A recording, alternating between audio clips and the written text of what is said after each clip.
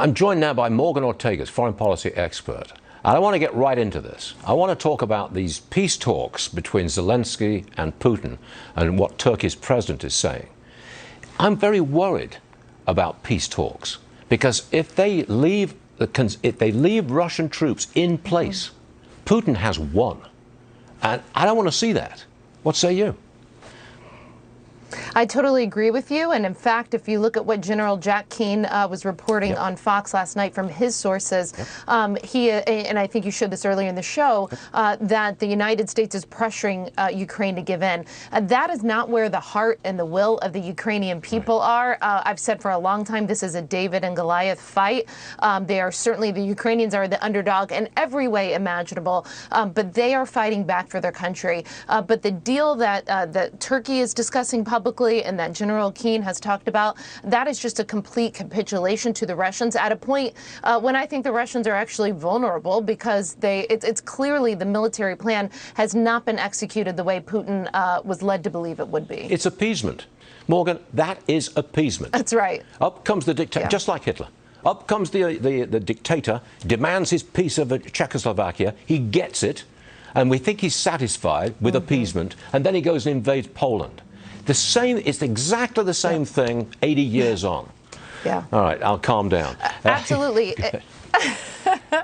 Well, listen, this is what they did. The appeasement was what happened the last year that led up to Russia invading Ukraine, right? How many times have you and I talked about the Nord Stream 2 pipeline, and Biden and his team said, oh, we have to greenlight it because if we don't, then Russia may invade. Well, all you've done is incentivize the bully's behavior. And whenever the bully wins, whenever he makes a big fuss on the playground, he doesn't say, oh, actually, now I'm going to start behaving.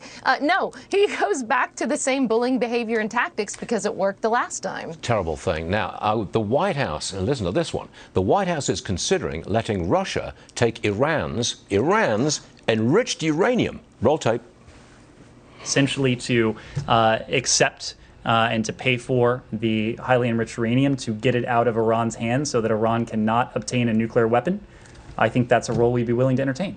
Morgan, why on earth would we allow Russia to take enriched uranium from Iran and we agree to it? You and I are hyping each other up this morning, Stu, because my blood is boiling as you rolled the tape.